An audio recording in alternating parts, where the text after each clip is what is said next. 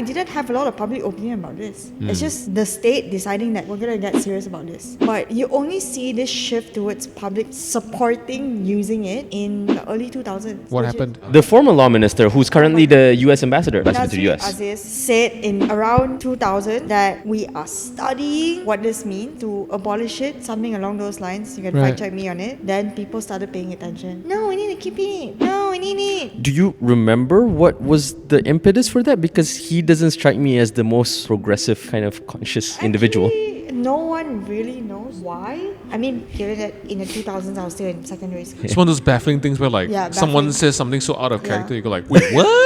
Betul. But Yeah. it did elicit reactions, and likewise we saw those reactions when the late Dato' Liu said he wanted to fully abolishing the death penalty. Again, we saw that spike in public opinion like, no! I think back in SAVES I wrote a couple of pieces. Then I got really interested in it. Then I went to work for Kari Jamaluddin at the center. We did a lot of good work, and my manager was like, Jawa, you're gonna work on public opinion towards death penalty. And I was like, huh? Then I learned a lot more about how weird people think about punishment. Jadi, what was the survey that you guys did? I literally called it How Do Malaysians Really Feel About the Death Penalty. We actually went further than that because academically we shouldn't be asking binary questions. Oh, okay. Right? So what we did, and which is in line with Prof. Roger Hood's work, beyond just asking whether they support it, we also gave them real cases where they get to be the judge themselves. I give you jail, I give you community service, I give you death penalty, but judges can decide. Back then, death penalty, but judges cannot decide. It means automatic. So when we give people these options, people started to waiver. So we could actually academically and statistically track from the survey office. Yeah, death penalty. Then we come to the cases. Will you actually use it when you're the judge? I give you all the details. Not 100%. How many? I think in the more grey area cases, like a young boy getting caught or a woman getting deceived, not more than half. So less Still than wa- half. Way less than half actually still wanted the death penalty. But overall, if not given that kind of context, the majority of Malaysians would still be in support So of death penalty. in our work, that's why we make it so important that whenever we talk about a case or multiple cases at the same time, we keep putting out these are the realities of which they came to be convicted. Now I force you to face these realities. You as a judge, would you still choose the death penalty? So I'm making you aware of all the things that might challenge your moral beliefs a little the bit. nuances lah.